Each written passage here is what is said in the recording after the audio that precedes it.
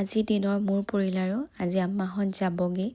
2টা বজাত তেওঁলোকে 1:30মান বজাতে উঠিলে শুৱাই নহ'ল বাৰু ৰাতিটো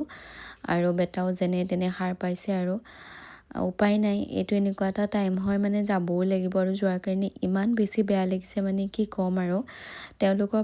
4:30মান বজাত ফ্লাইট আছিলে সেইকাৰণে 2টামান বজাতে তেওঁলোকে যাত্ৰা আৰম্ভ কৰিলে আৰু মই সেইদিনাখন ঠিক 11টামান বজাত আমি মাজাৰলৈ বুলি ওলালোঁ কাৰণ মোৰ এটা খুব ডাঙৰ কাম এটা হৈছিলে যাৰ থ্ৰুদি মই ভাবিলোঁ যে কামটো কৰিবৰ কাৰণে মই মাজাৰলৈ যোৱাটোৱে ভাল হ'ব মোৰ এটা কাম নোহোৱা ৰৈ আছিলে আৰু সেই মাজাৰলৈ গ'লোঁ ইমান ধুনীয়া পৰিৱেশটো ইমান শান্তি লাগিছিলে তাত মই দোৱা কৰি আৰু পিছদিনাখনেই মোৰ কামটো হৈ গৈছিলে মই ইমান সুখী হৈছোঁ এতিয়া ভিডিঅ'টো এডিট কৰি অলৰেডি মোৰ কামটো হৈ গ'ল মানে তো মই বহুত বেছি সুখী আৰু সেইকাৰণে কেতিয়াবা কিছুমান মান্নাত মাগি থ'লে যাব লগা হয় তো সেয়াই আৰু গ'লোঁ আজিৰ মিনি ব্লগটো এনেকৈ শেষ কৰিলোঁ আকৌ বাৰু লগ পাম চাই থাকিব দেই।